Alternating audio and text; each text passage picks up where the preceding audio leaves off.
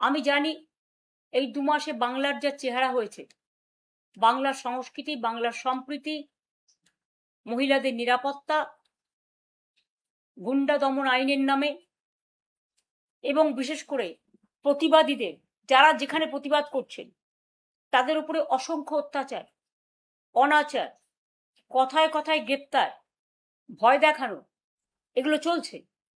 এবং বিজেপির নিজস্ব সংগঠন নেই বলে তারা কিছু বেঈমানকে বেছে নিয়েছে, যারা কোনোদিনই বিজেপির বিরোধিতা করবে না, আর করলেও সেটা লোক দেখানো। এরা মানুষের কথা বলবে না, কর্মীদের কথা বলবে না, এটা আমরা বলবো। মনে রাখবেন, আমাদের সবকিছু কেড়ে নিলেও আমাদের হৃদয় জুড়ে মানুষ আর মানুষ, কর্মী আর কর্মী। আজও আমি হাওড়ার মিটিং করেছি, গতকালও বেহালার করেছি, পরশুদিনও গার্ডেন রিচ পোর্টে খিদিরপুরের করেছি, এরপর পরও আছে, তার আগেও করেছি। আমি এটা করে যাব। আমাদের কর্মীদের কোথাও মিটিং করার পারমিশন দেওয়া হচ্ছে না এলাকায়। যারা এলাকায় মিটিং করতে পারবেন না তাদের জন্য আমার অফিস উন্মুক্ত আছে। এখান থেকেই আমি তৃণমূল কংগ্রেস তৈরি করেছিলাম।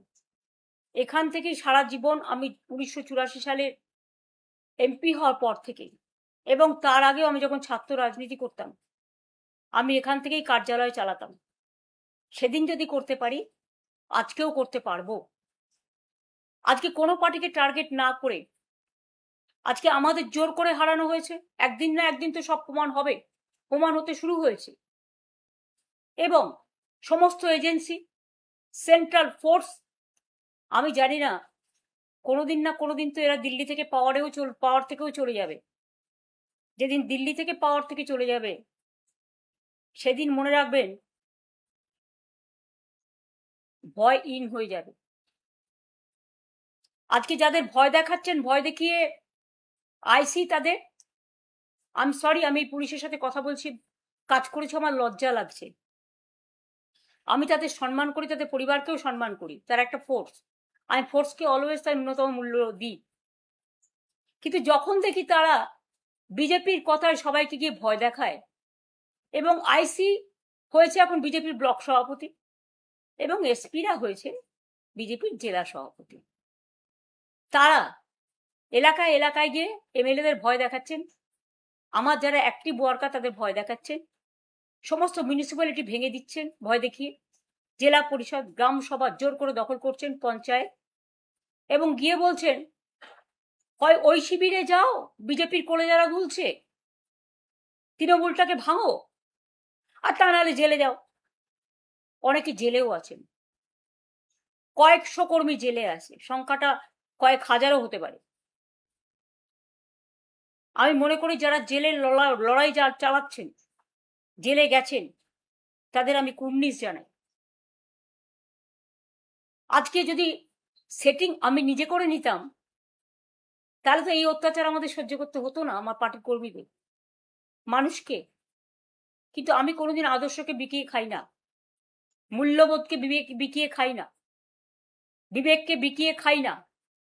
মানুষই আমাদের জাগ্রত শক্তি, এবং যে কর্মীরা এখনো আছে হাজার হাজার লক্ষ লক্ষ, তারাই আমার সোনার খন্ডি। আমাদেরও অনেক শিক্ষা হয়েছে, আমি মানুষের কাছে করজোড়ে ক্ষমা চাইছি বেঈমানদের জন্য। আমাদের সিম্বলে তাদের আপনারা জিতিয়েছেন, আমরা দুঃখিত, ক্ষমা প্রার্থী। এদের অনেকের অনেক লাগেজ ব্যাগেজ আছে, আগে কেউ আমাদের কোনো রিপোর্ট করেনি।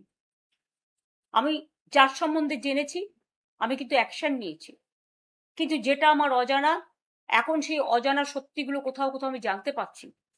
এবং সেই ভয়ে মনে রাখবেন, বিজেপি বলেছিল না, ভয় আউট ভরসা ইন, এদের ভয় ইন ভরসা আউট দেখিয়ে ভরসা ইন ভয় আউট করাচ্ছেন। এবং যাদেরই লাগেজ ব্যাগেজ প্যাকেজ আছে, তারাই কিন্তু আজকে বিজেপির কোলে দোলা খাচ্ছে। তাদের দোলা খেতে দিন। আমাদের সারা জীবনই সংগ্রাম করে বাঁচতে হয়েছে,